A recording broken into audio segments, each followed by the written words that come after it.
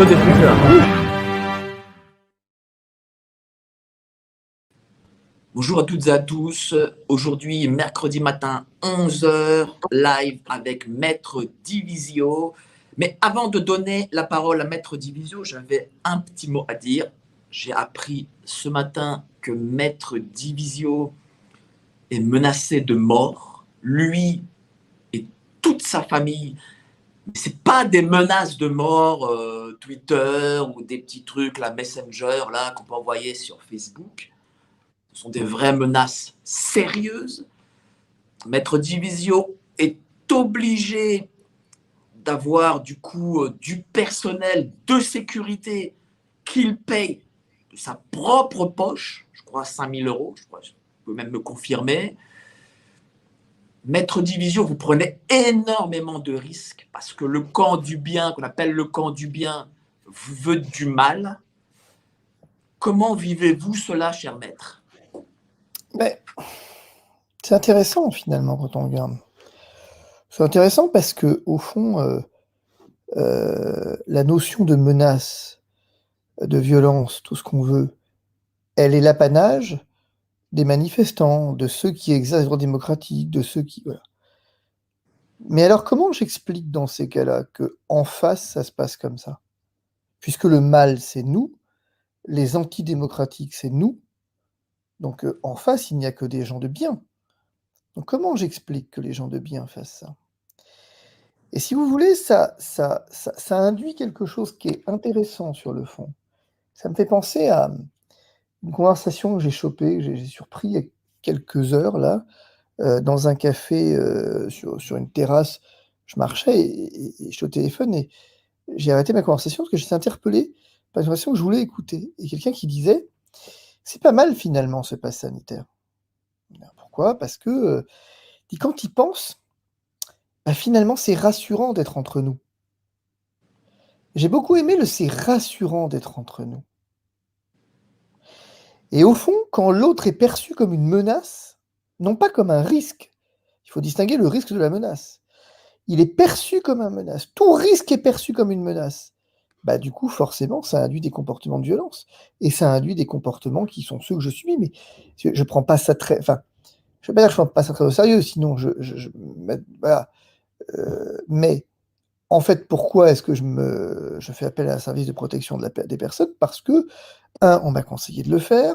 Deux, parce qu'on m'a quand même dit quelque chose. On m'a quand même dit que dans les quartiers populaires, j'avais aujourd'hui une popularité qui était absolument, grandissante et bah, très, très, très, très importante.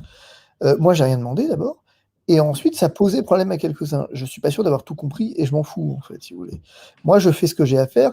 Je suis l'homme du débat, je suis l'homme de la contradiction. Moi, j'accepte qu'on discute. C'est en face qui veulent pas discuter. Moi, je suis pas président de la République où un matin j'arrive, enfin un soir j'arrive et je mets la France ici en confinement. Là, effectivement, je dresse les Français les uns contre les autres. Moi, je suis celui qui débat. Moi, je n'insulte personne. Je veux dire, je comprends sans peine la position des uns et des autres. Je cherche juste à la résistance par la connaissance et par l'intelligence, en fait. Et incontestablement, la manifestation, elle fait partie de l'exercice libre d'un droit démocratique et je défie qui que ce soit de venir dire que dans les manifs auxquels j'ai participé, auxquels je participe, il y a eu un soupçon de violence. Ça n'existe pas.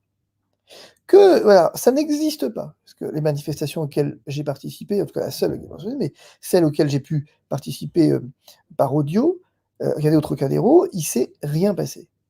Donc à un moment, on peut quand même se poser la question de pourquoi, alors qu'il s'est rien passé, on en fait à chaque fois, on cherche à faire en sorte qu'il se passe quelque chose, à faire croire qu'il se passe quelque chose.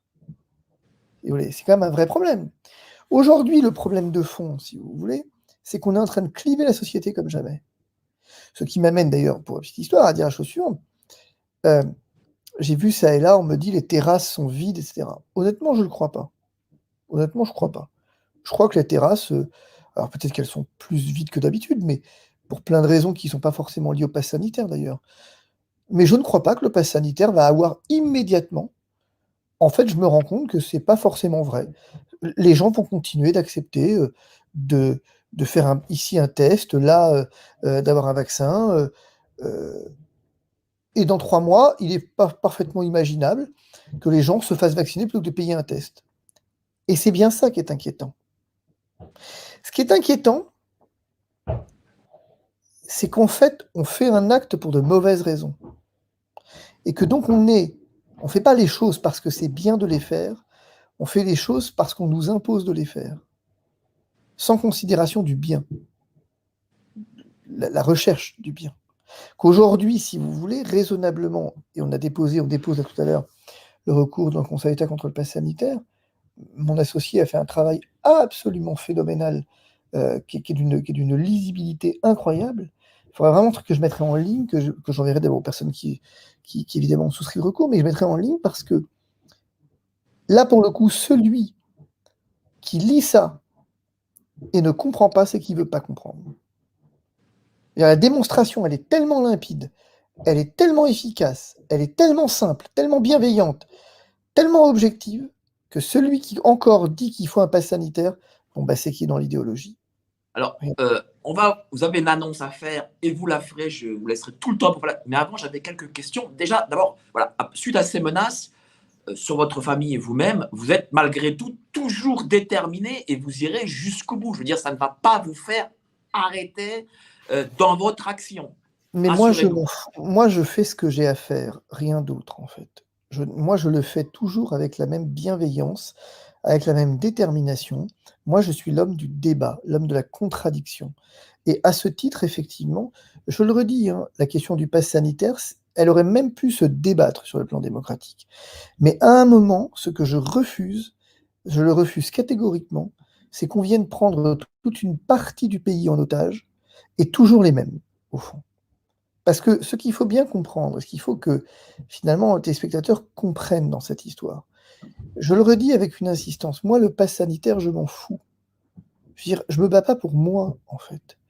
Moi, ce pass sanitaire, il m'est indifférent. Plantez vos caméras, venez une semaine, suivez-moi une semaine. Mais vraiment, je vous demande, faites-le. Vous verrez à quel point le confinement, je m'en fous, le pass sanitaire, je m'en fous. J'ai une vie qui fait que de toute façon, je veux dire, j'ai des passe-droits, faut être clair. J'ai des passe-droits. Je connais suffisamment de monde pour que je fasse ce que je veux, quand je veux, si je veux. Donc avant qu'on m'impose un pass sanitaire dans les restos où je vais, j'attends de voir. Hein, faut qu'on soit clair. Avant qu'on m'impose un pass sanitaire dans les hôpitaux où je vais, faut qu'on en reparle. Et effectivement, là où concrètement, là typiquement, je suis à Cannes, le pass sanitaire, je suis à Cannes pour la manif dans le Var, le pass sanitaire, je m'en tape. Je suis dans un hôtel où ils appliquent le pass sanitaire, et ben, ils l'appliquent, ça leur fait plaisir, je m'en fous en fait, moi. Oui, mais par exemple, vous avez tweeté que être parti en province, avoir payé par exemple pour le petit déjeuner, et il y a eu une situation ubuesque où ils ne vous ont pas voulu vous donner votre petit déjeuner. Et racontez-nous, parce que en fait, y a des ça choses c'est un qui se autre passent problème. drôles. Je suis arrivé en disant, dites, oui, je suis complètement de bonne foi, je viens même pas prendre les gens par surprise, je dis, excusez-moi, mais comment ça se passe pour le petit-déj? Parce que je pense que vous êtes soumis à passe sanitaire, du coup, dans le restaurant. Donc, vous voyez, spontanément, je me dénonce quelque part. Et, et sans aucune volonté de troubler l'ordre ou quoi que ce soit. Et, du coup, moi, spontanément, faisant référence au décret, je m'attendais à ce qu'ils me disent, il vous sera servi en chambre. Et là, on me dit, bah oui, oui, il y a un pass sanitaire. Je dis, bon, bah du coup, il m'est servi en chambre. Ah bah non. Bah non, pourquoi? Parce que dans le cadre du Covid, on ne sert plus en chambre. Ah oui, mais ça va être un problème. Et moi, j'ai pas de problème à l'idée. Vous pouvez me passer le petit-déj, j'ai pas de problème. Mais le problème, c'est que du coup, vous me le remboursez. Ah bah non. Ah oui, mais il y a un nom en trop, là. C'est, vous me le remboursez, vous me le servez en chambre ou vous me le servez en salle. Mais entre les trois, il n'y a rien, quoi. Il n'y a pas. Donc là, effectivement, bon, type un peu embêté, dit bon, bah, faut venir voir demain matin. Donc, un matin, on y va. Le très gentil barman, d'ailleurs, très gentil, m'explique que non, on ne peut pas me laisser accéder à la terrasse. Je dis non, mais je vous le demande pas, il n'y a aucune difficulté. Simplement, vous comprenez que moi, je voudrais savoir ce qu'on fait. Il dit bon, je peux vous faire un doggy bag, très bien. Je dis ok, bah, fort bien, oui, pourquoi pas. Et je lui dis, bah, vous voulez quoi pour petit déjeuner? Je dis, bah, je sais pas ce qu'il y a, donc c'est compliqué. Il dit, bah, il y a le buffet, bah, peut-être que je peux accéder au buffet pour aller voir ce qu'il y a. Ah non, j'ai pas le droit. Vous n'avez pas le droit de quoi? De me laisser accéder au buffet pour voir ce qu'il y a? Je compte pas de déjeuner, je compte juste voir ce qu'il y a. Enfin, vous comprenez bien que vous me facturez un petit déjeuner en me demandant ce que je veux, je sais pas ce que vous avez, donc à un minimum. Ah, il dit: «Non, non, on n'a pas le droit de vous laisser rentrer, parce que, si vous avez pas le pass sanitaire, on n'a pas le droit de vous laisser rentrer dans l'espace, privé». Ah, il y a un espace privé. Il y a l'espace VIP, mais je vous demande pas à rentrer dans l'espace VIP, ou alors mettez votre buffet, amenez-moi votre buffet. Dans ces cas-là, il y a 2 options: ou je vais au buffet ou le buffet vient à moi. Mais à un moment donné, je veux dire, si vous me demandez de choisir, il me dit: «Bah, je peux vous faire la liste». Mais attendez, vous vous rendez bien compte du caractère complètement ubuesque de la situation? On est chez les fous, hein, faut dire les choses. C'est-à-dire, là, vous vous rendez bien compte qu'on veut juste, mon épouse veut juste aller voir la gueule des fruits dans la salade de fruits. C'est tout, pour plein de raisons, en fait. Je veux dire, elle voudrait vérifier quelques trucs, compte tenu de son état de santé, machin. C'est-à-dire, et pour pas manger n'importe quoi, et type très embêté, mais vraiment, mais on sentait que là, il risquait sa place, quoi, quasi. Il m'a dit: «Bon, je vous autorise, mais je vais être derrière vous, hein. Si vous voulez, oui». Et ça a pris, allez, 2 minutes 30, quoi. Où elle a juste regardé, elle a dit: «OK, voilà, je voudrais ça, ça et ça». Heu, c'est en fait, c'est totalement ubuesque. On ne comprend pas. Sans compter que, et quelque chose d'assez amusant, je m'en fiche pour ce qui me concerne, mais c'est toujours le problème du bracelet bleu, c'est la même chose. Là, le doggy bag, pourquoi j'aurais un doggy bag? Pourquoi je devrais aller jusqu'au bar pour avoir un doggy bag et emmener truc? Pourquoi ils ne le servent pas? Il y a une volonté à un moment donné de montrer, vous savez, de focaliser l'attention sur quelqu'un. Quand j'ai un bracelet bleu à la SNCF, il a son passe sanitaire, il a ce checkpoint, il a le checkpoint. C'est Mais c'est pas grave. Je veux dire, moi, je vais vous dire, entre nous soit dit, hein, si c'est ça, on dépose des recours, on va se battre jusqu'au bout, mais si c'est la société que les Français veulent, c'est la société que les Français veulent. C'est le principe de la démocratie. Et ben moi, je vais vous dire, il y a toujours des gens qui savent s'adapter et tirer des business. Moi, j'ai une idée très précise de ce que je pourrais faire en termes de business sur une société qui veut un pass sanitaire, hein. Il y a pas de problème. Puisque finalement, à destination de ceux qui n'en veulent pas, bah, il y a plein d'offres du coup possibles. C'est ce que je disais, il suffit de créer une société parallèle. Alors on me rit au nez quand je dis ça, mais ceux qui me rient au nez ne se rendent pas bien compte que la société parallèle, elle existe déjà. Mais justement, hier, j'en ai discuté avec le capitaine de gendarmerie, Alexandre Julien Brunet, et lui ne parle pas de passe. Lui, il parle de passeport. Est-ce qu'il a raison, Ouais, justement, de ouais, parler de oui, oui, passeport? oui. Oui, il a raison, c'est un passeport. C'est-à-dire qu'à l'heure de l'abolition des frontières et de la grande fraternité humaine où on se fait des bisous, dans l'Europe, bah, finalement, on a restauré des passeports. Le passeport, c'est quoi finalement? C'est un truc qui, alors, n'a pas toujours existé le passeport, mais qui est même d'ailleurs assez récent, mais le passeport, c'est un truc qui vous permet d'accéder à un territoire et qui l'État vérifie si vous respectez les conditions pour entrer chez lui. On a créé des passeports, au sein de l'État français, oui, bien sûr. Alors, j'aime beaucoup l'argument que j'ai vu quelquefois, là, depuis quelques jours, où on dit, «Ouais, mais c'est n'importe quoi, tu présentes bien ta carte bancaire». C'est quoi le rapport? C'est quoi le rapport? J'ai pas compris. Oui, tu présentes bien, une carte d'abonnement, tu tes données sur une carte d'abonnement. Oui, mais je suis pas obligé de m'abonner. Enfin, c'est débile comme argument. On conditionne pas mon entrée dans un lieu à un abonnement. Et puis, il y a un autre problème. Il y a un truc qui m'inquiète beaucoup, c'est que j'ai entendu, j'ai pas entendu, mais je lisais des trucs là sur des forums intéressants où des jeunes discutaient entre eux, sur lequel est mon fils, et ils disaient un truc intéressant, ils disaient, «Bon, de toute façon, qu'est-ce que ça nous coûte de faire un test PCR? On s'en fout finalement». J'aime beaucoup ce «quoi qu'il en coûte», qu'est-ce que ça nous coûte? Mais c'est pas ça le bon critère. Le «quoi qu'il en coûte», c'est débile. Une mesure effectivement n'est bonne que si elle est proportionnée. Le «quoi qu'il en coûte», ça n'existe pas.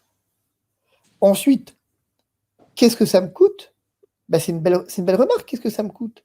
Mais je prends pas une mesure parce qu'elle ne me coûte rien, parce qu'elle me coûte pas très cher. Je prends une mesure d'atteinte aux libertés parce qu'elle est utile, pas parce qu'elle me coûte pas grand-chose. Bah, C'est un petit désagrément, surtout qu'en réalité, elle coûtera cher. Elle mais en coûtera plus, c'est cher ça. sur Mais le c'est long ça. terme. Non, mais en plus, c'est ça, ça ne me coûte pas cher. Mais au nom de quoi ça ne me coûte pas cher? Pourquoi mes impôts seraient utilisés à une mesure qui n'est pas efficace, à une mesure qui n'apporte pas la preuve de son efficacité et dont on ne cherche pas l'efficacité? Si vous voulez. Il y a une faillite de l'âme là-dedans qui est quand même très importante. Moi, je suis très inquiet par contre sur un point, c'est les médecins vont morfler et doivent morfler. Il faut que ce soit clair. Sur le plan, sur les années qui viennent, il va falloir qu'effectivement, je le dis avec beaucoup de sympathie, mais que le contrat de confiance entre le médecin et le patient, c'est fini. À partir de maintenant, il faut se méfier de tout ce que le médecin dit, tout ce que le médecin fait. Il va falloir effectivement être au taquet et quasiment avoir des médecins parallèles pour contrôler les médecins officiels. Là, ils sont allés très très loin. En ne s'offusquant pas, en s'indignant pas massivement du pass sanitaire à l'hôpital, en venant effectivement accepter de conditionner des soins à un pass sanitaire et accepter donc on refuse des soins sans pass sanitaire, là on a franchi la ligne. Là on l'a franchi, on ne parle plus des traitements de Raoult, de machin. Je note qu'en France, le seul dont l'Institut refuse le pass sanitaire, c'est Raoult. C'est vrai, André.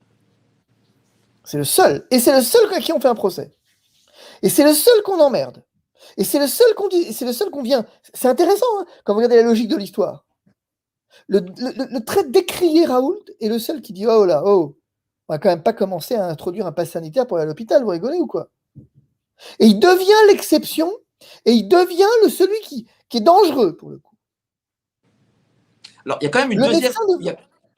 Il y a quand même, pardon, excusez-moi, il y a quand même une deuxième ubuesque, une deuxième voie très ubuesque, c'est celle des Antilles. Alors, les Antilles connaissent un 4e confinement. Et pourtant, nos compatriotes antillais qui ont le pass seront eux aussi confinés. Est-il légal de confiner des gens qui ont le pass? Oui, bien sûr, c'est légal. Puisque tout ça, effectivement, est prévu. Bien sûr que c'est légal. Je veux dire, et en fait, c'est pas le problème. Si vous voulez, le mot légal, il est un mot qu'il faut abandonner. Enfin, juriste, enfin, bien sûr, oui et non. C'est-à-dire qu'en fait, il faut accepter l'idée de se dire qu'on est dans le supralégal. Est-ce qu'il est médical de venir, est-ce qu'il est médicalement acceptable de venir conditionner l'accès aux soins à un pass sanitaire, en sachant que, si j'en crois ce que disent les textes, une fois que vous êtes à l'hôpital, donc à l'hôpital, il n'y a plus besoin de masque aujourd'hui. À l'hôpital, il n'y a plus besoin de masque. Puisque c'est un lieu soumis à pass sanitaire, donc il n'y a plus besoin de masque. Donc on emmerde les Français depuis 9 mois. Normal, on a une culture de la soumission. On s'adapte. L'homme s'adapte à son environnement. La dictature, finalement, si les dictatures posaient tant de problèmes que ça, par exemple, je veux dire, finalement, c'est quoi un dictateur? C'est un type avec une milice, une armée et quelques, effectivement, adeptes, voilà. Mais si vous prenez un exemple, 60 millions de personnes, vous avez, j'en sais rien, je raconte n'importe quoi, 2 millions de personnes favorables au dictateur, et vous en avez 58 millions qui ne le sont pas, il y aurait la possibilité de renverser. Le renversement, c'est toujours le même problème. Vous savez, pourquoi on ne le fait pas? C'est le même problème. C'est pareil. Je reviens, c'est très intéressant, je viens sur un exemple qui n'est pas grand-chose, mais quand même, pourquoi un cheval ne vous fout pas par terre? Alors ça, n'importe quel mec qui monte à cheval régulièrement, devrait se le demander. Pourquoi, lorsque je contrains mon cheval, il est plus fort que moi, il a une masse qui peut faire qu'il me fout par terre quand il veut, pourquoi ils ne le font pas? Ça, c'est un mystère. Ils ne le font pas parce qu'ils s'adaptent, parce qu'ils se conditionnent. Alors, quand vous allez un peu trop loin et trop fort, vous prenez le risque en fonction du tempérament qu'il vous fasse voler. Mais c'est rare, finalement. Le cheval, il accepte d'être maltraité. Il accepte d'être maltraité. Donc on est conditionné pour avoir ce passeport, c'est ça? Bien sûr, bien sûr. On a un conditionnement qui fait qu'à un moment donné, vous avez 2 manières de faire un truc à un cheval. Vous provoquez de l'inconfort quand il ne le fait pas, pour lui faire comprendre que sa zone de confort, elle est dans dans ce que vous voulez qu'il fasse. Ou deuxième idée, c'est vous le cassez. Vous brisez toute résistance. Ici, on fait les deux. C'est vrai, sur les 18 mois, petit à petit, pas des grandes choses, mais petit à petit, on a brisé la résistance des gens. Et vous avez provoqué une zone de confort où la zone de confort, c'est à l'intérieur du pass. La zone de confort, c'est le confinement. La zone de confort, c'est le vaccin. Il y a une zone, la zone de confort, c'est le masque. C'est le cheval. C'est le cheval. Confort, inconfort. Vous faites comprendre au cheval que son confort, c'est quand il fait ce que vous voulez. Quand il commence à faire ce que vous voulez, hop, vous relâchez la pression. Tant qu'il ne fait pas ce que vous voulez, vous maintenez la pression et vous accentuez la pression. Bah, qu'est-ce qui se passe là? C'est la même chose. Hein, on est fait pour le conditionnement. Dites-moi, j'ai pas mal de questions de gens qui me disent, voilà, peut-on contourner légalement le pass sanitaire en salle de sport? Un de nos auditeurs nous dit qu'il est un ancien obèse et fait du sport pour raison de santé. Est-ce que voilà, on peut avoir, voilà, pour une raison de santé, Non. contourner ce pass? Non, non, on ne vous empêche pas d'aller à la salle de sport. On vous dit qu'effectivement, il faut soumettre à un pass sanitaire. On ne s'empêche pas d'y aller. Alors, vous imaginez bien que pour aller à l'hôpital, il vous faut un pass sanitaire. C'est pas pour qu'effectivement, en salle de sport, il vous en faille pas. Premier élément. Non, Oui, mais par exemple, pour raison religieuse, voilà. Par exemple, vous avez des gens qui sont témoins de Jéhovah. Ils n'utilisent pas de médicaments. C'est un peu une forme de discrimination contre ces gens. Non, parce qu'en fait, on considère que ils sont libres de ne pas le faire. Ils n'ont qu'à pas y aller. Qu'est-ce qui les oblige à aller en salle de sport? En soi, rien ne les oblige en salle de sport. Légalement, si vous voulez, rien ne les oblige en salle de sport. Par contre, effectivement, là où ça poserait un problème, c'est si on leur refusait des soins parce qu'ils n'ont pas de passe sanitaire et que du coup, là, c'est un problème. Mais c'est pas le cas. Enfin, c'est pas le cas. Ça ne doit pas être le cas, parce que, un, en cas d'urgence, voilà, et deux, il y a l'argument que je vous avais d'ailleurs qui marche. Hein. Des gens ont testé l'argument du chef de service et ont reçu des réponses favorables en disant oui, oui, vous pouvez venir. Donc voilà. Non, le vrai problème, il n'est pas là. Le vrai problème, c'est que est-ce qu'on admet le principe? C'est tout, en fait. Parce que regardez, j'ai un bon exemple. Je pensais à ça tout à l'heure. Vous parliez de service de protection rapprochée. C'est amusant parce que finalement, au fond, réfléchissons 2 minutes. Pourquoi j'en prendrais pas un tout le temps? Après tout, on sait jamais. Quand je me balade sur Paris, sur les Champs-Élysées, vous regardez les statistiques de la délinquance, quelque part, j'ai plus de chances de me faire agresser et d'avoir une agression violente que de mourir du Covid, quoi. Ça veut pas dire que je peux mourir du Covid, mais ça veut dire que j'ai statistiquement des chances importantes. Si je me balade, quand je vais voir des clients dans le 18e, j'ai des clients que je vais voir, des cabinets médicaux que je vais voir, parce que généralement je me déplace pour aller les voir, je vais les voir du côté de la Goutte d'Or, Paris, c'est pas le quartier le plus tranquille qu'on connaisse. Quand mes filles vont en soirée, je sais, il y a une augmentation de la délinquance quand même. Et si je leur prenais un agent de protection rapproché? C'est pas con, c'est pas bête. Et si on se baladait tout le temps? Regardez, finalement, c'est pas très contraignant, il est à bonne distance, c'est un pro. Et puis, s'il y a un problème, paf, tout de suite, il peut intervenir. Or, statistiquement, il peut y avoir des problèmes. C'est pas bête, finalement.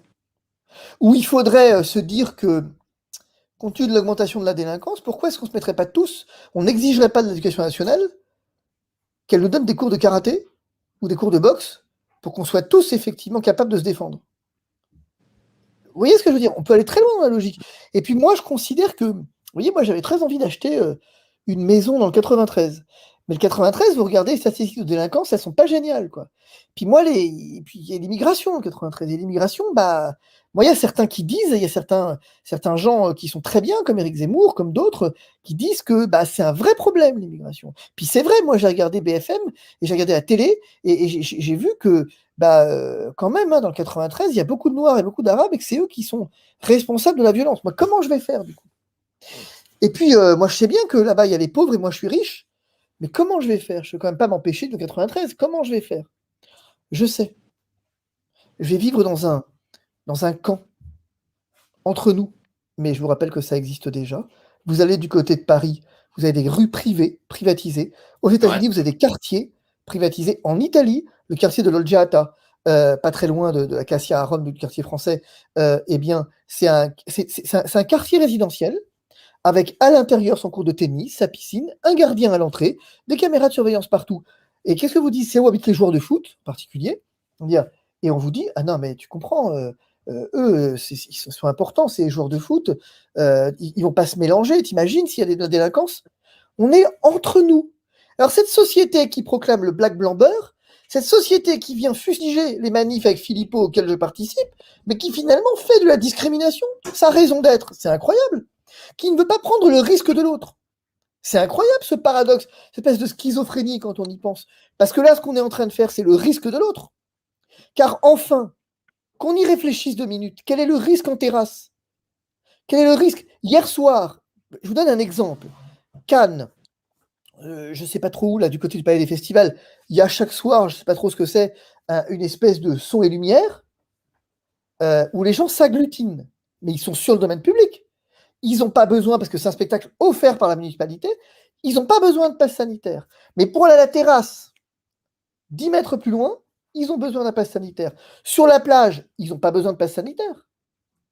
Donc, si vous voulez, on voit bien que tout ça est déconnecté d'une logique. C'est le sentiment qui compte, le sentiment de l'entre-soi. J'aime cette idée. Et ça ne peut aller que dans l'évolution d'une restrictivité, si je puis dire.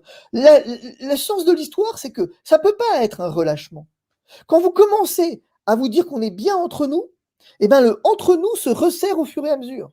Au départ, c'est les Noirs. Après, c'est les guerres de tribus. Après, c'est les petits. Après, c'est les tout. Qu'est-ce que je veux dire?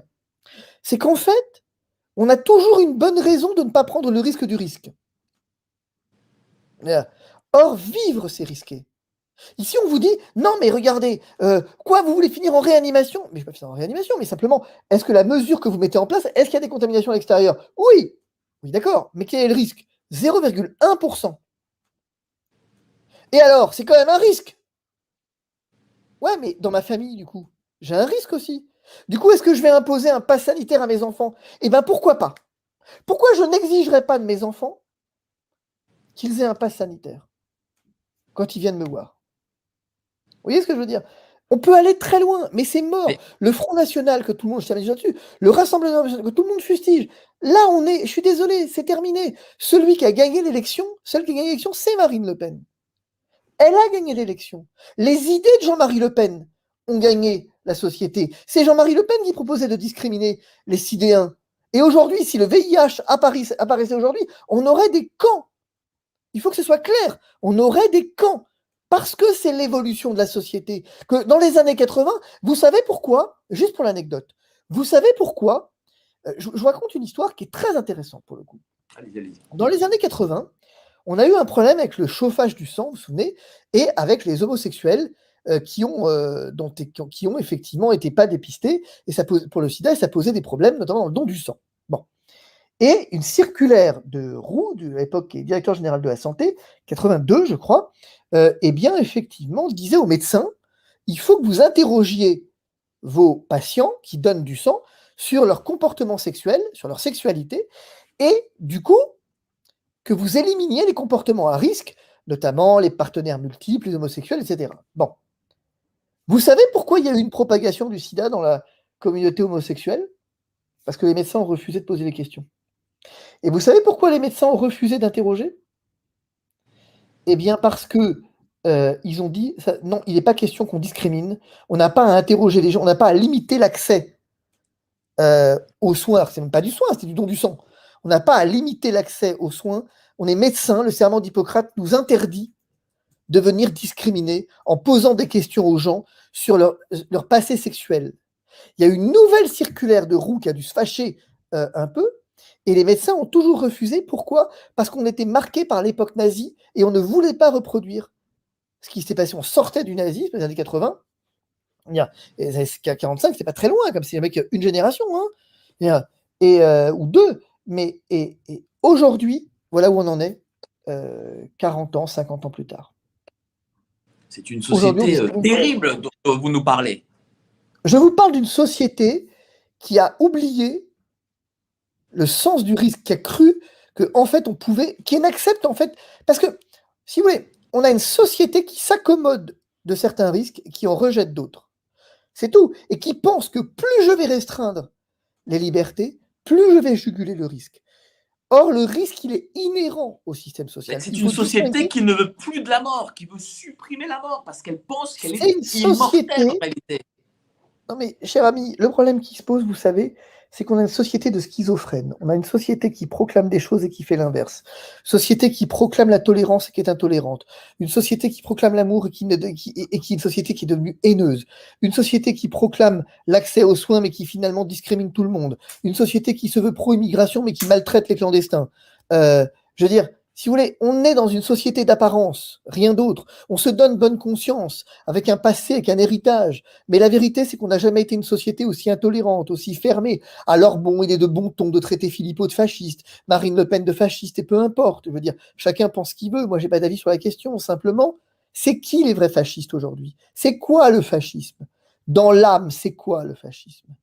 C'est de Mais les prendre vrais une mesure. fascistes, cher maître, c'est ceux qui vous menacent de mort parce que vous avez un avis différent. C'est eux les vrais fascistes.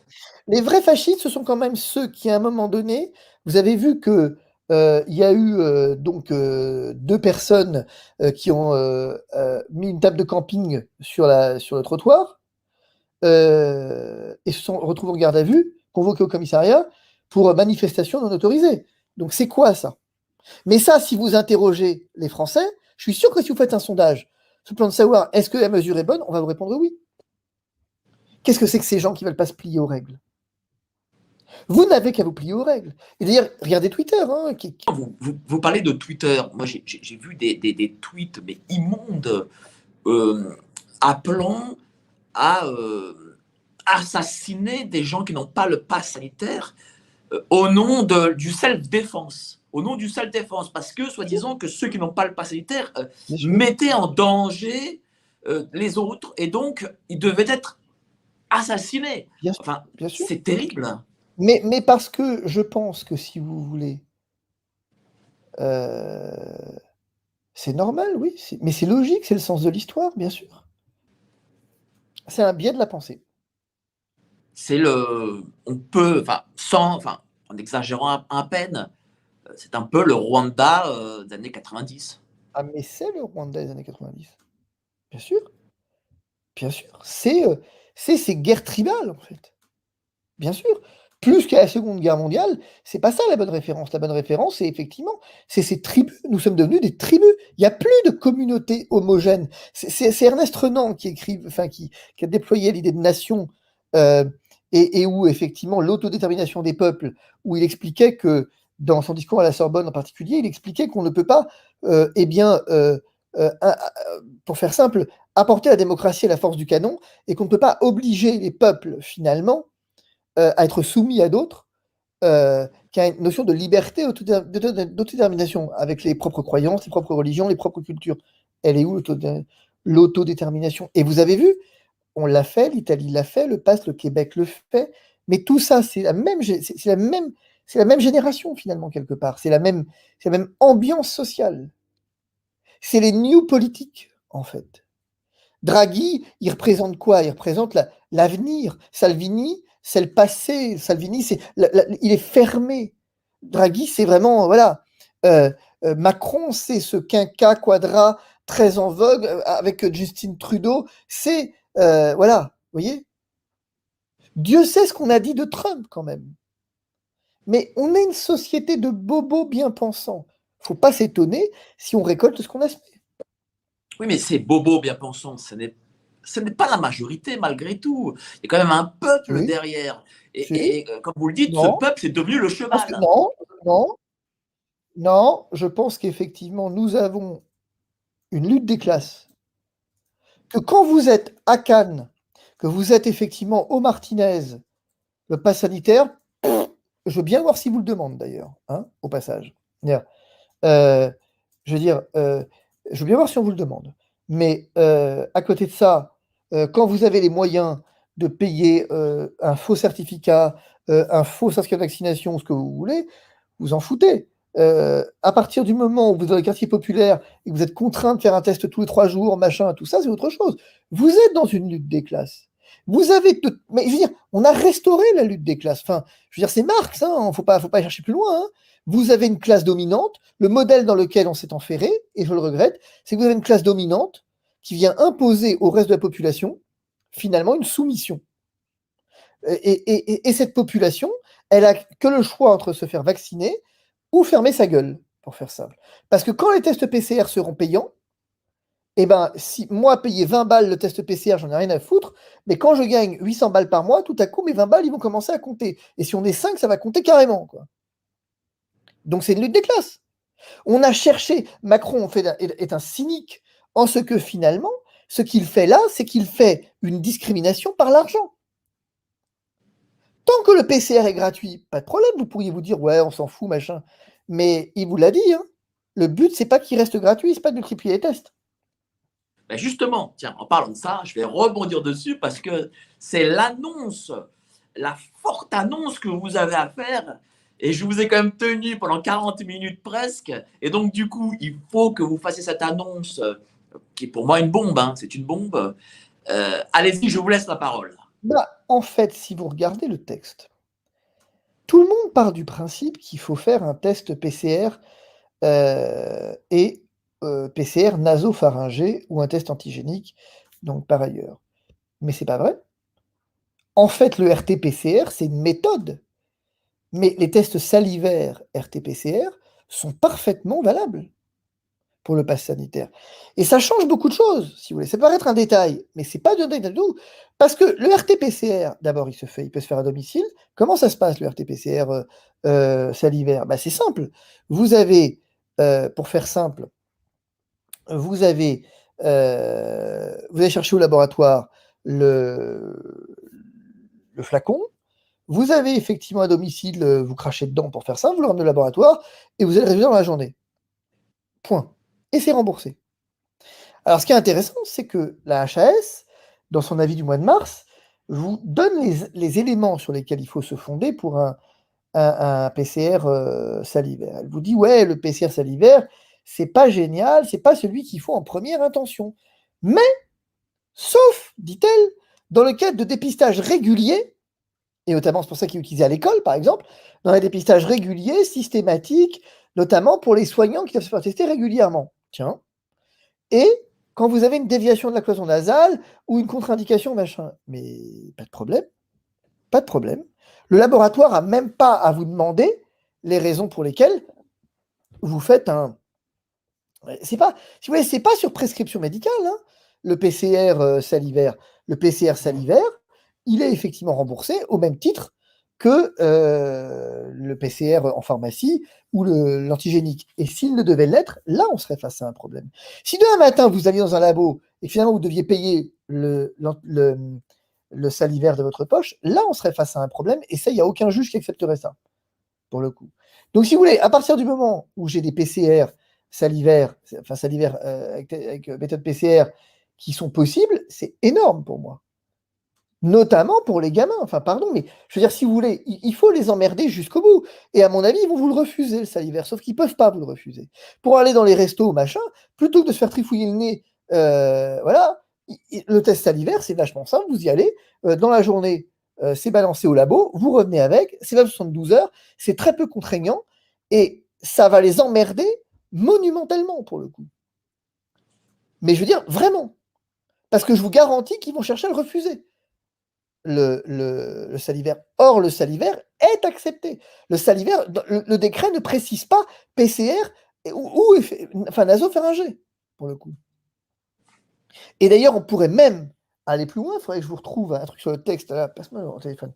Un truc, vous allez voir un truc sur le texte qui n'est pas inintéressant dans le décret, c'est qu'on pourrait même aller un peu plus loin et se dire que les autotests salivaires peuvent être intéressants, et vous allez voir pourquoi. Quand le décret vous dit, décret passe sanitaire, vous allez voir, je l'ai vu tout à l'heure, je vous le retrouve, décret passe sanitaire, poum, il est là, de l'avis du comité scientifique, voilà, on vous dit, donc, examen de dépistage RT-PCR ou un test antigénique, ou autotest réalisé sous la supervision d'un professionnel de santé. C'est très intéressant parce que, en fait, vous pourriez aussi parfaitement imaginer, si vous voulez emmerder le monde, vous voulez faire péter le système de l'intérieur, vous avez un autotest par un professionnel de santé, enfin, c'est vous qui le faites, vous arrivez au professionnel de santé et dire bonjour, je voudrais une boîte d'autotest, d'abord, ça facile. S'il ne le rend pas, vous allez sur Internet, et je voudrais que vous supervisiez mon autotest. On vous dit non. Mais madame, vous n'avez pas compris. Moi, j'en ai besoin pour le pass sanitaire, là. Madame le pharmacien, vous n'avez pas compris. J'en ai besoin pour le pass sanitaire.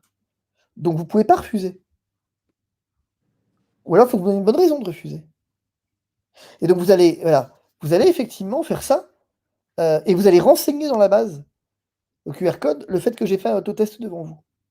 Il faut faire péter le système comme ça. Multiplier les autotests devant les professionnels de santé. Donc, bonjour madame, je viens pour un autotest. Et ils ne peuvent pas le refuser. Ah Ils bah, ne s'ils peuvent le pas le refusent, refuser. alors, vous en avez. Je vais vous dire un truc.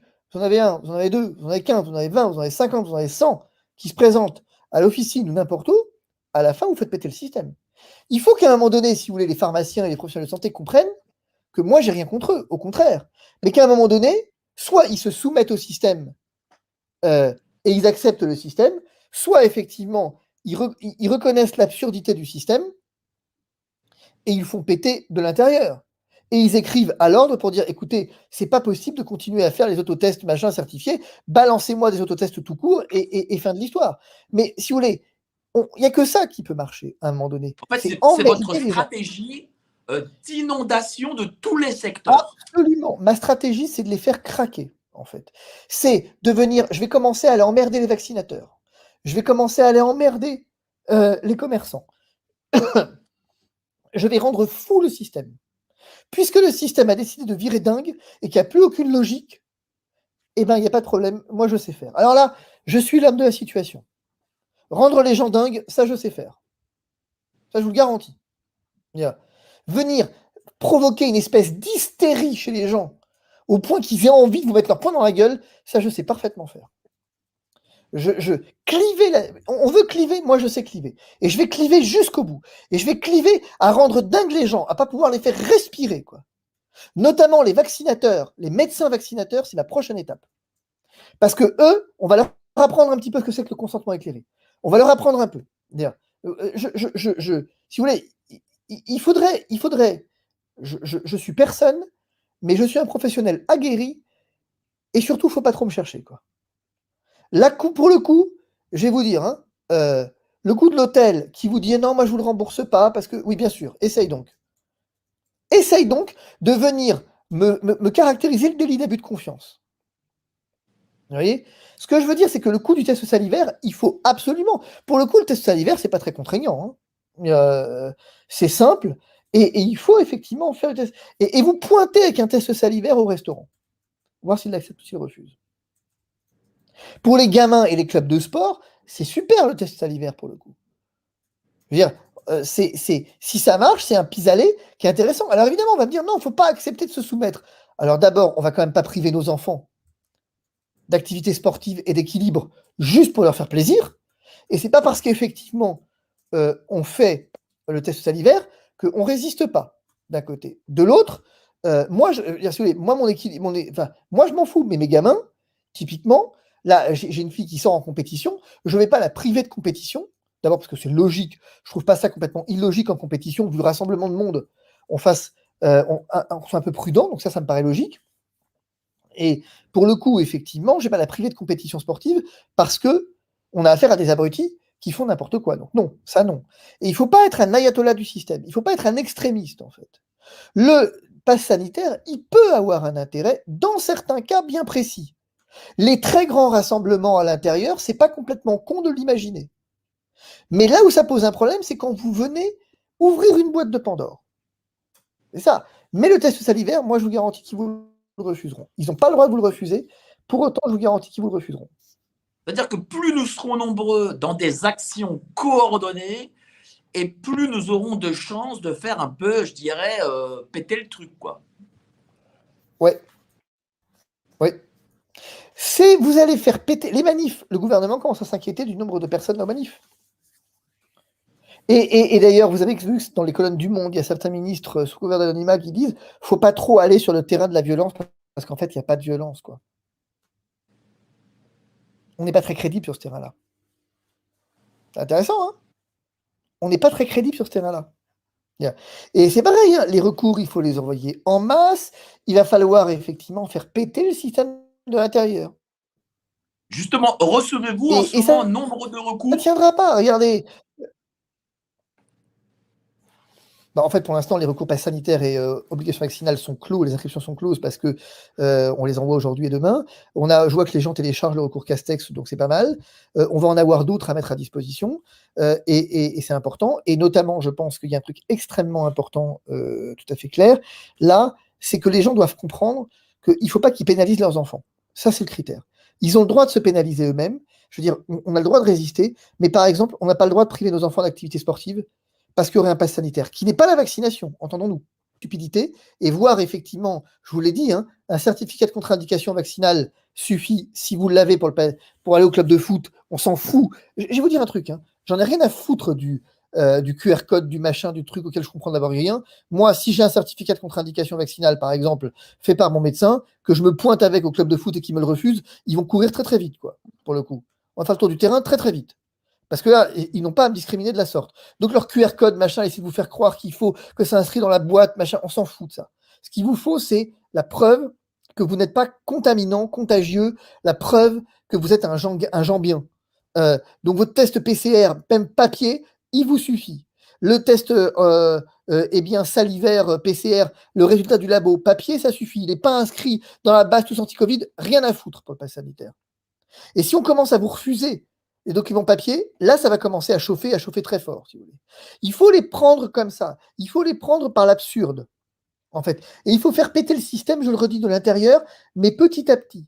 Les recours vont être déposés, mais il faut le faire petit à petit. Là, typiquement, je veux dire, le restaurateur, typiquement, qui vous refuse, vous arrivez avec un test salivaire et vous le refuse, bah, il faut le faire sauter, quoi. Là, il faut absolument le dénoncer. Vous verrez que quand il y a 10, 15, 20 dénonciations, il ne se posera plus la question. Il faut faire en sorte de faire comprendre, si vous voulez, que si on m'emmerde, j'emmerde. Et puisqu'on m'emmerde, j'emmerde. Par exemple, on peut porter plainte contre la pharmacienne, par exemple, qui vous refuse un test à l'hiver. Il ne faudra pas hésiter. Il ne faudra pas hésiter. C'est clair, il ne faudra pas hésiter. Le médecin qui concrètement, en centre de vaccination, je vais vous dire hein, ce qu'on va faire. Je vais vous le dire ce qu'on va faire. On va envoyer des gens, des témoignages de gens vaccinés qui n'ont rien reçu comme information et balancer des plaintes à tous ceux qui s'amuseraient à jouer avec le système et à faire de la propagande. Et toutes ces informations, on peut les retrouver sur votre site. Pas encore, mais on va les retrouver. Mais, en fait, si vous voulez, ces informations-là, c'est à nous, c'est à nous de les diffuser, surtout. Il faut effectivement, on va organiser, si vous voulez, très clairement, ce qu'il faut organiser, c'est un peu le sens de Réinfo Covid, par exemple, mais ce qu'il faut, ou bon sens, mais ce qu'il faut réorganiser, c'est une espèce de comité, en fait, de résistance, quelque part, une espèce de comité démocratique, quelque part, et qui va venir donner des actions à faire concrètes. Trucs concrets, vous voyez mais ça, là, on est en train de recruter des gens. Là, pour l'instant, on se concentre sur les recours qu'il faut déposer. Là, dès la semaine prochaine, moi, je rentre après la manif. Donc, je serai maintenant, je serai disponible au cabinet toute la semaine à peu près. Et ça va être plus facile. Mais on va organiser les choses. Et j'insiste, hein, les tests salivaires sont la solution. Ne renoncez pas aux soins, si vous voulez. Clairement, je dirais à un moment donné, il faut aussi, attention, ne renoncez pas aux soins pour pas faire un test PCR. À un moment donné, attention quand même. Oui. Résister, c'est pas non plus se mettre en danger quand vous avez une famille, quand vous avez des enfants. C'est pas non plus ça. Alors, je veux dire, le test PCR salivaire est une option vraiment à creuser. Appeler le chef de service, ce machin, est une option à creuser. Mais n'allez pas vous mettre, si vous voulez, en danger mortel. Ça tient pas, si vous voulez. Dire quand je vois des gens qui disent, pardon, hein, je vais jeter un pavé dans la mare, moi je ne partage pas ça. Quand je vois des gens qui disent ma maman est en EHPAD et on ne veut pas me laisser rentrer sans passe sanitaire, donc je la verrai plus, attention quand même là. Attention quand même. Parce que là, on a franchi la ligne morale quand même. Oui, là, faites le test, quoi. Je veux dire, pour Faites voir le vos test, parents, quoi. faites le test. Voilà. Ma fille de 24 ans est entre la mort et la vie et la mort à l'hôpital, et pour le coup, effectivement, en fin de vie, on ne veut pas me laisser rentrer. Alors vous pouvez porter plainte, il y a plein de choses que vous pouvez faire. Mais l'urgence, c'est pas que votre fille soit seule. Donc vous faites votre putain de test et vous allez effectivement au resto, je dis non. Si vous voulez, là, il y a un problème, là, il faut quand même se poser des questions. Mais je vous le redis, le pass sanitaire pour les gamins dont l'équilibre passe par le sport, de dire non, moi je résiste, et donc ils vont plus au sport, et terminé, ils vont plus avec les copains nulle part. Non, on a privé nos enfants de vie sociale, on va pas continuer. Si vous voulez. Il faut être un peu malin. Mais voilà, le test salivaire est une option. Surtout que pour les enfants, c'est même plus simple, le test salivaire. Bon, mais le test salivaire est une option. Donc, mais il n'est pas question, si vous voulez, à un moment donné, de venir augmenter la souffrance à la souffrance. Ça n'apportera rien de faire ça. Parce que quand vous mourrez de un matin de chagrin pour vos enfants, de dépression ou que sais-je, ça ne fera pas la une de la télé. Hein. Donc vous aurez une double peine. Bien sûr. Donc il y a une Avez-vous vu peut-être proportionnalité à avoir. d'autres, parce que vous avez pu relire le décret avec vos collaborateurs, avez-vous vu peut-être d'autres failles dans ce décret? Alors, c'est un vrai problème pour la vaccination des soignants. Je ne sais pas si la vaccination des soignants aujourd'hui est ou non toujours obligatoire. Broussard dit que non. Mon confrère Broussard dit que non. J'en sais rien. Eh ben, je sais pas, en fait. Je sais pas. Parce que, je sais pas. Il a probablement raison, pour être honnête. Mais j'en sais rien. Parce que le texte est tellement mal rédigé. Je vous explique ce qui se passe. Normalement, vous avez la loi qui pose l'obligation vaccinale. Jusque-là, d'accord. Et qui dit là, tout cela, en parlant des soignants, doivent être vaccinés. Jusque-là, d'accord. Mais, dit-elle, les conditions de la vaccination, nombre de doses, tout ça, bidule, est soumis à un décret après avis de la HAS. Le décret n'est pas paru. Est-ce que ça rend la vaccination non obligatoire? Grande tentation que de dire oui. Mais l'obligation vaccinale, elle est prévue par la loi. Elle ne subordonne pas la loi, l'obligation vaccinale, à un décret. Elle subordonne les conditions de l'obligation vaccinale à un décret. Mais dès lors, on pourrait dire, mais s'il n'y a pas d'obligation, s'il n'y a pas de décret qui fixe les conditions vaccinales, bah, du coup, la vaccination n'est pas effective. C'est pas con comme raisonnement. Et je suis d'accord avec ça. Simplement, bah, on est confronté à une faille, c'est que pour le savoir, il faut attendre que des mecs se soient fait virer. Quand un mec se sera fait virer parce que pas vacciné, alors on verra si le raisonnement de Carlo Brusa est juste. Et je dis pas qu'il ne l'est pas. Hein. Je comprends ce qu'il dit et c'est pas con, je veux dire. Mais pour le coup, on ne peut pas le savoir avant d'avoir effectivement que quelqu'un se fait virer. Il s'est fait virer, vous contestez le licenciement en disant mais attendez, moi j'avais aucune obligation vaccinale puisque les conditions dans lesquelles l'obligation vaccinale devait se déployer n'a pas été prévue, le juge vous donne tort, vous donne raison. Alors c'est un coup de poker. Hein. C'est pour ça que nous, on a quand même fait le choix d'attaquer le décret sur l'obligation vaccinale sur le fond, en fait. En disant non, non, il faut l'attaquer quand même parce que je suis obligé de considérer, pour les besoins du raisonnement, que l'obligation vaccinale est déjà actée. Je suis obligé parce que c'est trop gros, je ne peux pas faire ça. Je ne peux pas dire aux gens, non, vous avez, non, non, non, je ne peux pas jouer avec le feu. En disant, non, c'est pas obligatoire, faites-vous virer et après vous gagnerez. Non, c'est pas vrai, je ne peux pas faire ça.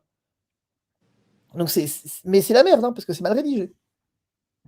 Donc ce serait une bombe du coup, si en effet les infirmiers ne sont pas dans l'obligation. Bah, aujourd'hui, Alors qu'on il a n'a pas communiqué tort. là-dessus. Aujourd'hui. Non, mais alors, attendez, c'est parfaitement clair. Il n'a pas tort.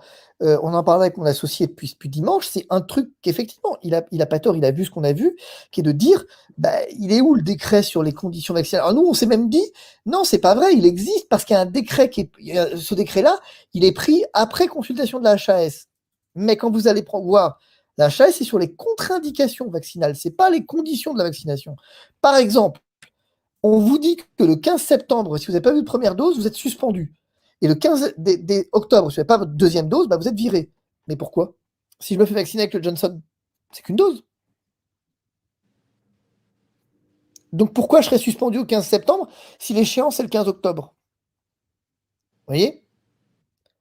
L'obligation vaccinale, je l'ai toujours dit, hein, c'est hyper complexe, c'est hyper touchy, c'est chaud, parce que c'est mal rédigé, parce que c'est compliqué, et que donc ça va nous prendre un peu de temps. L'obligation vaccinale. Avant de trouver un truc qui fonctionne, ça demande un peu de temps, pour le coup. Autant le pass sanitaire, on a trouvé des failles, autant l'obligation vaccinale, c'est plus compliqué. C'est plus compliqué. Alors, j'ai une dernière question à vous poser, mais je suis obligé de vous la poser parce que C'est plutôt cheap, quoi. on m'inonde avec ça. Est-ce que pour ces présidentielles Ouais. de 2022, vous tiendrez un rôle?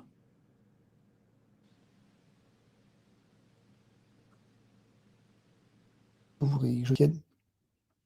Quel rôle Je vous ne voulez sais que je tienne pas, pour les peut-être un présidentielles? soutien, candidat. Est-ce que vous rentrerez peut-être en politique? Oh non, Parce moi que je vous soutiens avez pas de candidat. Non, énormément non. de gens Non, qui le réclament. moi, le rôle que je peux tenir pour la présidentielle, il n'y en a pas 50. Il y a venir faire un bilan de la crise, déjà. Venir faire un bilan de la crise et venir se demander qu'est-ce qu'on fait maintenant et comment on sort de là?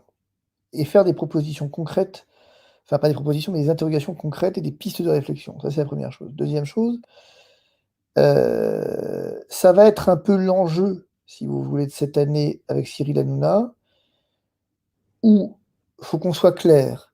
Si Cyril Hanouna veut que j'aille dans TPMP, enfin il le veut, j'accepte d'y aller, je n'ai pas de problème à l'idée. Par contre, s'il a une émission, à destination des candidats à la présidence de la République et que je n'y participe pas en tant que chroniqueur, ça risquerait de me fâcher et je claquerais alors probablement la porte de TPMP. Je veux pas être le bouffon de service, quoi. L'idée, elle est là. Et mais ceci dit, après, j'ai aucun rôle à jouer dans la présidentielle. Je n'ai aucun rôle à jouer. Je ne suis pas un homme politique. C'est pas parce que je suis au manif avec Florian Philippot que je partage le programme de Florian Philippot. Ce n'est pas parce que j'ai des sympathies avec la France insoumise, des gens qui sont extraordinaires comme Mathilde Panot, que pour autant je partage, ou Ruffin, que pas je partage l'avis de Ruffin ou de Panot surtout. Ça va être un vrai problème d'ailleurs au niveau du choix électoral à la présidentielle. Ça va être un vrai problème. Et vous pourrez, par exemple, Ça va être un vrai soutenir problème. M. Philippot? Non, je ne soutiendrai pas Philippot, pas plus que ça, non. Non, pas plus que ça.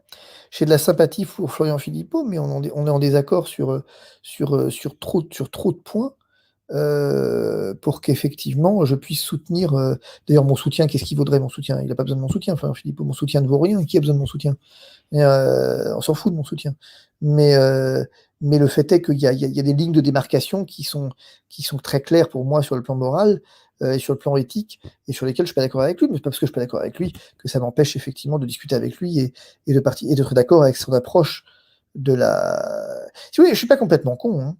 Ne croirez pas comme ça. Mais je ne suis pas complètement con. Hein. Je veux dire, je vais le dire avec beaucoup de simplicité. Hein. Florian Philippot, il y a un intérêt politique dans l'histoire. C'est pas totalement déconnecté le fait que, et tant mieux, je veux dire quelque part, c'est pas totalement déconnecté le fait que il, comment je vais dire, qu'il ait autant de manifs. Si vous voulez, comment je vais le dire? Cette crise lui sert pas mal. Mais c'est de bonne guerre après, hein. Ça lui sert pas mal. Pour un candidat à la présidentielle, il a compris ce qu'il fallait faire. Il fallait être en opposition.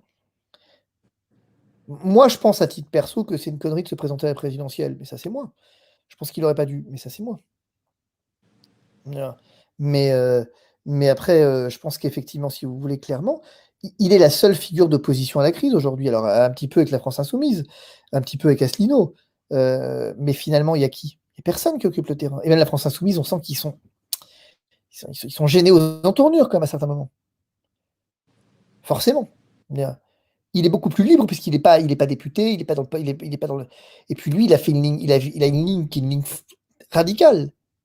Mais si vous voulez, voilà, c'est. Mais pour autant, même sur la crise sanitaire, je partage pas totalement son avis sur tout. Par exemple, moi, vous m'entendrez jamais dire qu'il faut retirer les masques à l'intérieur. Je suis mal à l'aise avec ça. Depuis le début, je suis constant et je dis que c'est trop tôt. Vous m'entendrez jamais dire qu'il faut réouvrir les restaurants à 100%.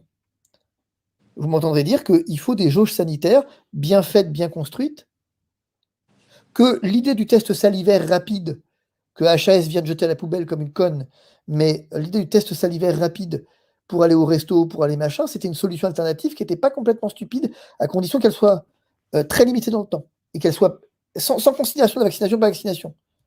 Qu'on s'en fout. C'était pas complètement con. Lui est beaucoup plus dans une ligne complètement libérale, libertaire, on ouvre tout, machin. En disant, j'exagère parce que c'est pas ce qu'il dit, mais il y a forcément une tentation à certains moments de se dire tout ça n'est pas très grave. Ce qui n'est pas totalement faux. Tout ça n'est plus très grave. Mais attention quand même, parce que on est sur une épidémie dont on ne sait pas ce qu'elle peut nous réserver comme surprise.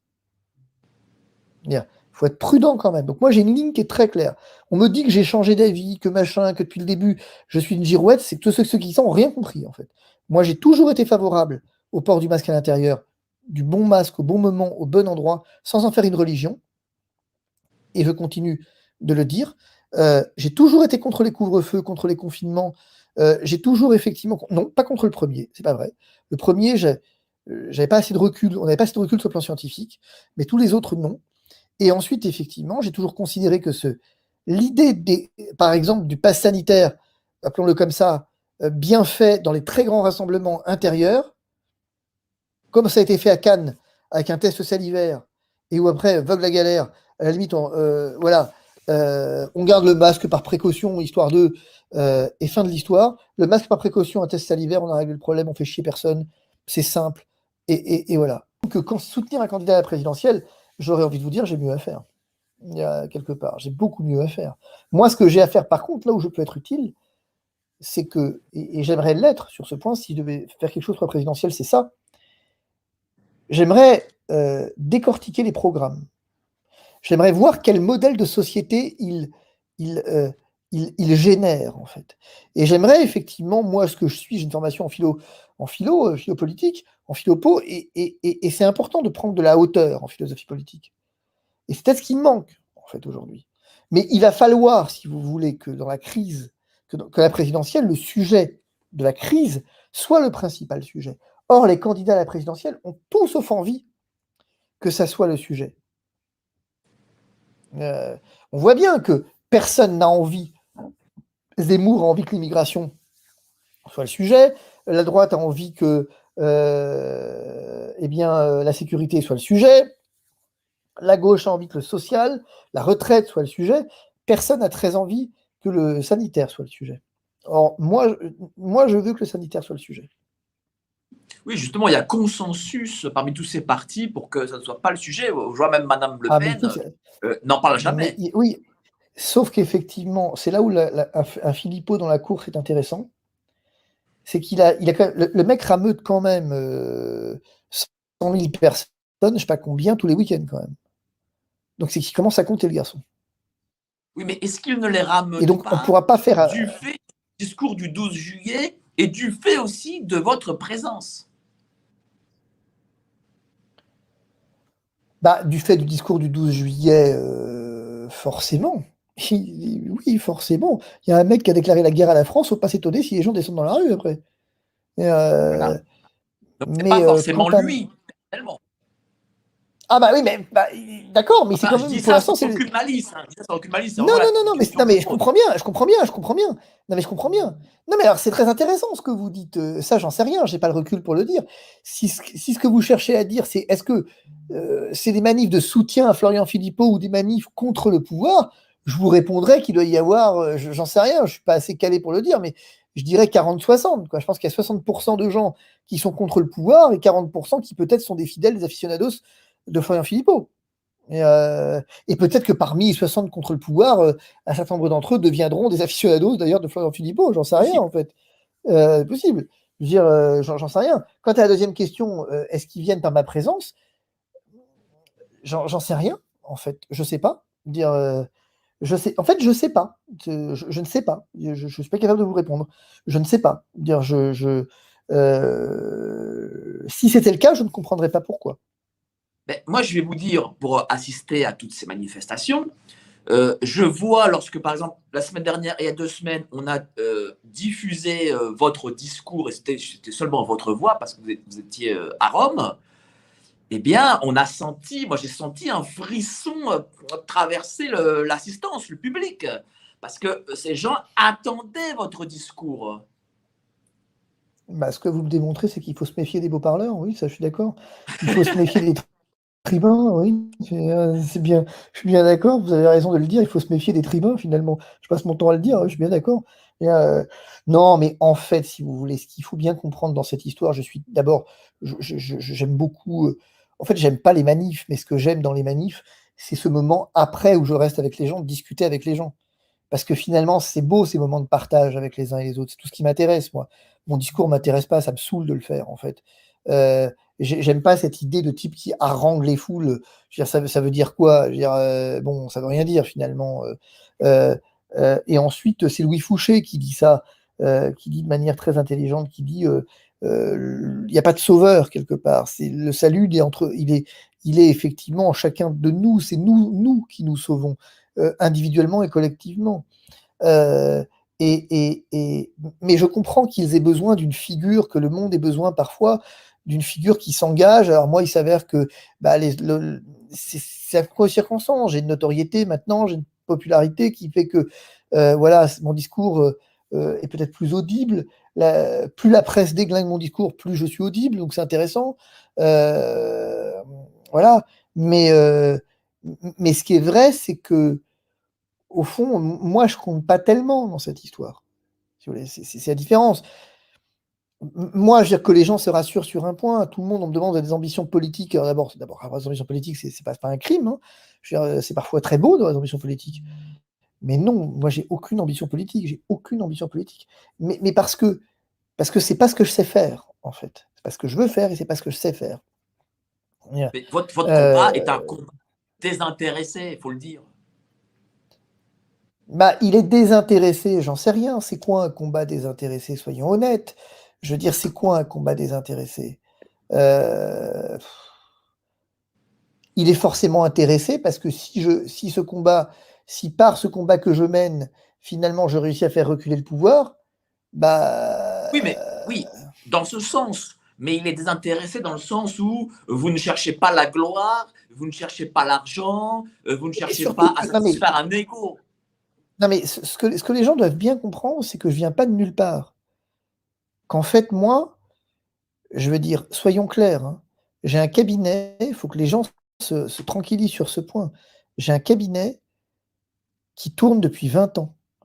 J'ai un chiffre d'affaires qui a été considéré par les revues professionnelles comme le chiffre le chiffre d'affaires le plus important de ma génération, des avocats de ma génération. J'ai un revenu mensuel qui est un revenu qui est le plus considéré, qui est partie des 6 ou 7% des revenus les plus importants. Je veux dire, donc, en France. Donc, qu'est-ce que, qu'est-ce que ça m'apporterait, cette histoire? C'est une question Des, intéressante, je veux dire. Mais oui, des mais emmerdes et des alors, menaces de mort. oui, c'est ça. Je veux dire, bon, après que les recours aient été payants, qu'ils aient rapporté de l'argent, bien sûr qu'ils ont rapporté de l'argent. On va pas, bien sûr qu'ils ont rapporté de l'argent. Mais honnêtement, je faisais le calcul hier soir, je m'amusais à faire le calcul avec mon associé, avec une de mes associées, où c'est particulièrement intéressant de se rendre compte que quand on regarde l'énergie que ça a mobilisé, ce que ça a coûté, le temps qu'on a passé, parce que le problème, si vous voulez, c'est que des avocats qui font des recours, vous allez en trouver 50. Des types, je le dis avec beaucoup d'humilité, mais qui se prennent la tête comme on s'est pris la tête pour ce qui nous concerne, vous allez en avoir peu quand même. Et puis il faut regarder que depuis un an, finalement, ça se compte pas en milliers d'heures, ça se compte en dizaines de milliers d'heures. Pour le coup, je vous donne un exemple tout bête qui n'a rien à voir. Mais vous prenez les commerçants. On fait un recours pour les commerçants contre le confinement, un recours collectif. Je ne sais plus combien on avait pris, 50 balles par personne, je crois. 50 balles par personne, on se dit, ah là là, mon Dieu, 50 balles par personne, mon Dieu. Euh, sauf que 50 balles, TTC, vous enlevez 20% de TVA. 100 balles 100 balles, on dit, 100 balles. Vous enlevez 20% de TVA. Ensuite, vous enlevez 33% de charges. Ensuite, là-dessus, il y a un juriste à temps plein sur le dossier, qui fait que ça. que les commerçants. Ensuite, je vais avoir besoin de certification comptable. L'expert comptable est payé par nos soins. À la fin, on a fait le calcul de combien on gagnait par dossier. On gagnait entre 1 et 2 euros. Alors 1 et 2 euros sur 100 balles. 1 à 2 euros, c'est le bénéfice, c'est la marge. 2 euros. Il y en a à peu près 100. Donc on a gagné 200 balles dans le dossier. Évidemment, les gens vont voir, ah là là, 100 balles par dossier fois 200, il a encaissé 20 000 balles, machin, tout ça. C'est comme là, les gens voient 80 000. 80 000, mon Dieu, j'ai fait 80 000 fois 1,20 € multiplié par 200, par 300, machin. J'arrive à 600 millions, quoi, quasiment. Enfin, les garçons, redescendez sur Terre, quoi. C'est jamais comme ça que ça se passe. C'est jamais comme ça que ça se passe. Si c'était comme ça que ça se passait, mais tout le monde ferait des recours. Tout le temps. Est-ce qu'on s'est posé cette question-là quand Leguévac fait des recours collectifs? C'est un des spécialistes, Christophe Leguévac, MySmartCap, qui fait des recours assez fréquents des collectifs. Il a vraiment pour plein de choses d'ailleurs. Il a fait des recours dans cette crise, il en a fait dans d'autres. Il fait plein de recours collectifs, mais le mec devrait être milliardaire alors. Dans ces cas-là, si le recours collectif était la panacée, mais mon Dieu, pourquoi il bosse encore ce con, quoi? Pourquoi est-ce qu'on frère bosse encore? Il les fait pas mal d'ailleurs. Il a mis une organisation qui est beaucoup plus habituelle, on sent qu'il est habitué, qui est beaucoup plus tranquille que la nôtre. Et en fait, concrètement, dans plein de domaines, lui, il avait fait un truc, par exemple, c'est lui qui a fait pour les restaurateurs, il avait fait des trucs contre les implantations de 5G, il a fait plein de recours, effectivement, collectifs. Mais bon, le mec, il est milliardaire, à la fin. Les recours collectifs, c'est beaucoup d'emmerdes pour peu de résultats, à la fin. Vraiment. Beaucoup d'emmerdes pour peu de résultats, au sens peu de bénéfices.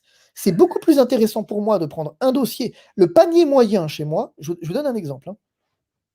C'est intéressant pour que les gens comprennent. Chez moi, je facture mes honoraires à 350 € de l'heure. Entre 350 et 370 euros, 370 € hors taxe de l'heure.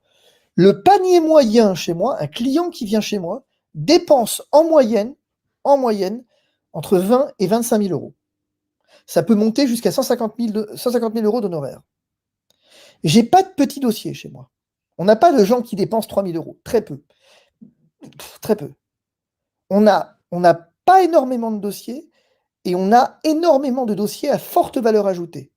Moi, j'ai des gens, je vous donne un exemple.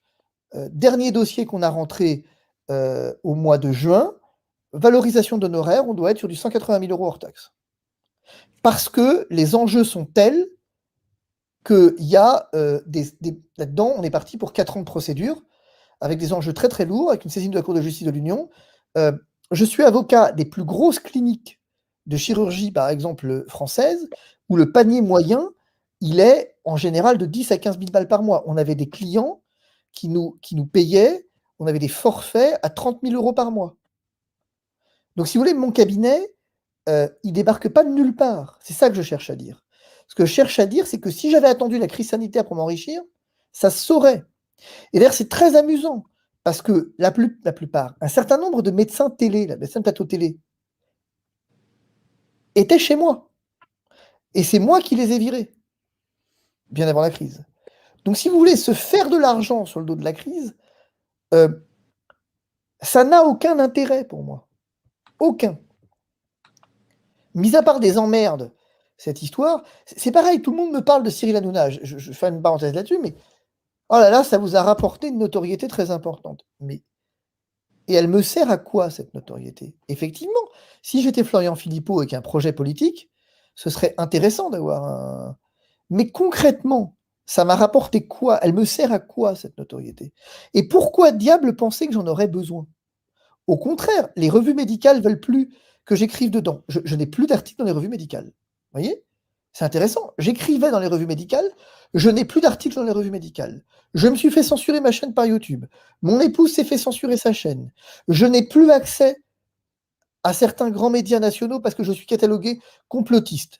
J'ai perdu certains clients. Voilà, certains chefs de service sont partis. C'est la vie. Mais qu'est-ce que ça me rapporte? Et donc, si vous voulez, il faut qu'à un moment donné, les gens respirent en se disant que peut-être parfois, il y a des gens qui font les choses parce qu'ils ont une vraie compétence pour les faire. Et que, je vous rappelle quand même pour la petite histoire, que, par exemple, la sommation interpellative adressée l'année dernière à Olivier Véran pour les masques qu'ils aient coûté 1500 balles, c'est nous qui l'avons payé quand même. On a tout le service communication à destination du collectif C19, c'est nous qui l'avons payé. Ça nous a coûté 30 000 balles cette année de frais d'agence de communication. Bon, donc si vous voulez, tout ça pour dire quoi? Pour dire qu'à la fin, moi, répondre à votre question exhaustivement, je n'ai pas d'ambition présidentielle au sens où je n'ai pas d'ambition de soutenir qui que ce soit présidentiel. Je me vois pas, j'ai encore une fois beaucoup d'affinités, beaucoup d'affection, d'amitié pour Florian Philippot, mais il y a des lignes sur lesquelles je ne pourrais pas transiger. Il y a des lignes sur lesquelles j'ai engagé ma vie, j'ai engagé tout ce que je suis, et sur lesquelles je ne pourrais pas demain matin. Quand Florian Philippot m'a demandé d'être référent santé, ce mot de référent, c'est lui qui l'a employé. Moi, je ne suis pas référent santé, je suis consultant santé pour le mouvement Les Patriotes. Et attention, je suis consultant santé, mais à la condition de mettre mes travaux à disposition du public, de qui les veut. Si demain matin, la France Insoumise veut s'en servir, elle s'en sert. Point. Donc voilà, si vous voulez, il faut. J'ai pas besoin de cette crise pour exister, contrairement à beaucoup de médecins. Je n'ai pas besoin de cette crise pour exister. Cette crise, elle m'a plombé à certains égards, elle m'a emmerdé à d'autres, incontestablement, je ne vais pas mentir. C'est pas désagréable d'avoir une notoriété, il faut arrêter les conneries, enfin, je veux dire, on va pas se mentir, c'est pas désagréable d'avoir une notoriété. Je suis très content, par exemple, je vous en parlais, je suis très content d'avoir cette relation d'amitié avec Cyril Hanouna, parce que c'est un type sympa, parce que, puis voilà, je veux dire, c'est une belle rencontre. Mais il y a des rencontres que je n'aurais pas faites. Pour autant, toujours voir les choses sous le prisme de l'intérêt, eh ben, c'est franchement les voir par le petit bout de la lorgnette. Je veux dire, moi, encore une fois, je pense qu'un jour, je vais vraiment le faire, ça. Je vais vraiment planter des caméras. H24, je vais faire mon propre loft où je vais planter des caméras. Si vous faites, m'appeler, hein, je mettrai ma caméra si c'est possible. Non, mais vraiment, il faut que vous veniez voir ce qu'est ma vie. J'ai une vie très atypique. J'ai mon équilibre, mon propre équilibre. J'ai refusé de déménager aux États-Unis, par exemple, pour aller y bosser à temps plein, parce que ça, alors que j'aurais pu. Vous savez que, enfin, l'anecdote, juste pour l'anecdote et je termine. J'ai refusé, on m'en veut à mort, parce que j'ai refusé un poste d'associé dans un des plus gros cabinets de France. Un des plus gros cabinets de France me proposait, alors que j'avais 1 an à peine d'exercice, me proposait un poste de collaborateur payé net 8 000 balles par mois et un poste d'associé à la clé. Et je l'ai refusé. Je l'ai refusé parce que moi, ce que je voulais, c'était travailler le matin et être libre l'après-midi de m'occuper de mes enfants. Et ça a toujours fonctionné comme ça. On a déscolarisé nos enfants à un moment donné parce que mon aîné a eu des problèmes. Mon épouse s'occupait de le matin, je m'en occupais l'après-midi. Ensuite, effectivement, j'ai travaillé le matin et je monte à cheval l'après-midi avec une de mes filles. Et c'est ça, cet équilibre. L'équilibre, il est là. Je veux dire, et moi, ce que je peux vous dire avec une certitude absolue, c'est qu'en fait, je n'ai rien à y gagner parce que je vais me tirer de cette profession. Je vais m'en aller. Je veux dire, je m'en vais. Mon but, j'ai 3 ans à tirer.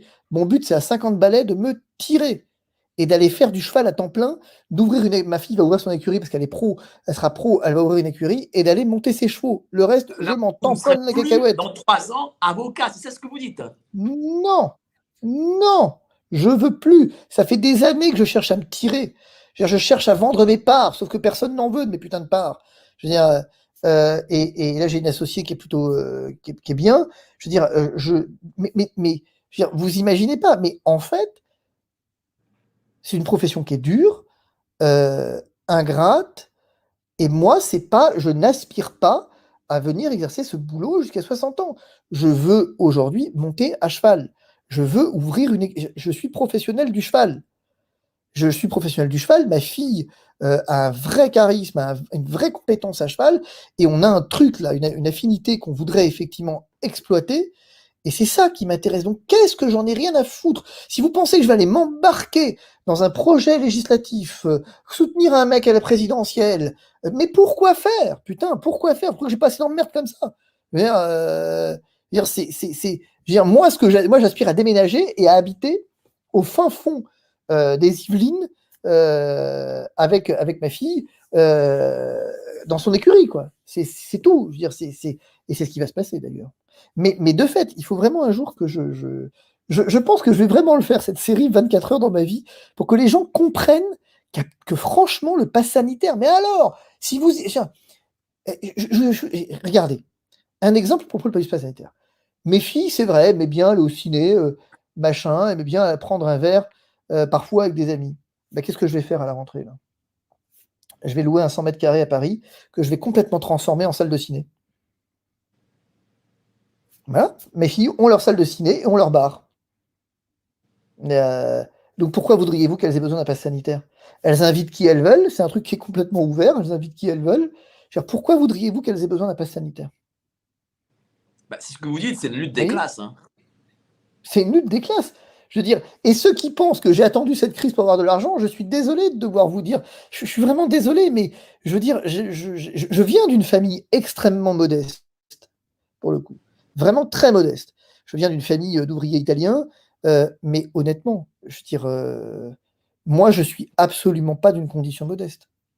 C'est absolument pas. J'ai de l'argent. Alors voilà, donc mais c'est pour ça que j'ai pu le faire, parce que j'ai de l'argent. C'est pour ça que j'ai pu me mettre à disposition. Je veux dire, si vous voulez, on a de l'argent, mais pour vous donner un exemple, c'est parce qu'on a de l'argent qu'on a pu aider pendant 1 an et demi une famille qui avait plus de revenus. On les a aidés tous les mois, quoi. C'est nous qui subvenions à leurs besoins. Ça sert à ça, l'argent. Mais j'ai pas de villa à Cannes. Pour la petite histoire, j'ai pas de villa à Cannes.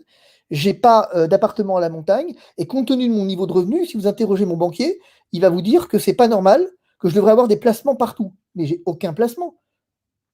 Mon argent, je le dépense. Je le dépense en essayant d'aider les autres. Je le dépense effectivement en essayant de miser beaucoup sur l'éducation de nos enfants. Et en payant beaucoup d'impôts. Et en payant beaucoup d'impôts, je veux dire, par ailleurs. Mais évidemment, mais je veux dire, je n'ai aucun système de défiscalisation, par exemple. Si, mais faux, en partie. Parce qu'on est pro. Mais ce que je veux dire, c'est extrêmement important de bien comprendre ça. De bien comprendre qu'en fait, moi, je suis pas un rentier. Et qu'au fond, regardez, vous savez combien m'a coûté ma chaîne? Non, parce que c'est bien sympa. Mais entre les anciens de Sud Radio qui m'ont pris 30 000 balles pour finalement, à la fin, rien. Les autres qui ensuite m'en ont pris à peu près 20 ou 25. J'ai déjà dépensé 60 à 70 000 balles pour ma chaîne, qui finalement a été fermée. Ça valait la peine, tiens. On en est quasiment à 100 000 balles sur 4 mois pour ma chaîne. Qu'est-ce que j'ai à y gagner? Là, je vais embaucher un journaliste full-time qui m'a été envoyé par Cyril. J'ai rendez-vous avec elle le 20. On va engager une équipe effectivement de prod complète, en espérant que ça passe cette fois, pour refondre la chaîne complètement. C'est-à-dire que vous allez refaire une chaîne YouTube, vous allez à nouveau être présent? Ouais, je vais effectivement faire ça. Je vais effectivement être présent, mais je cherche une ligne éditoriale qui soit. Jusqu'ici, ce qu'on a fait, c'était de la merde. Enfin, j'exagère parce que c'est pas vrai. Mais moi, je veux pas m'en occuper. Je veux bien financer, mais je veux pas m'en occuper. Je vais avoir mon émission. Par exemple, en septembre, vous allez voir qu'il y a une nouvelle émission qui sort sur ma chaîne. Vous allez voir un truc. On a engagé un copywriter, on a engagé un chef-op. Donc, on va avoir un truc cadré avec une agence qu'on a recrutée qui est venue faire un décor. Et on va avoir un format cadré 20 minutes hebdo sur les grands scandales sanitaires. C'est-à-dire que vous voulez être un nouveau média, quoi, en gros. Mais absolument, je veux dire, je veux effectivement être un nouveau. Enfin, absolument. Dire, si vous voulez, on cherche avec Maximilien Delvallée, ça s'était très bien passé. Son problème, c'était la jeunesse.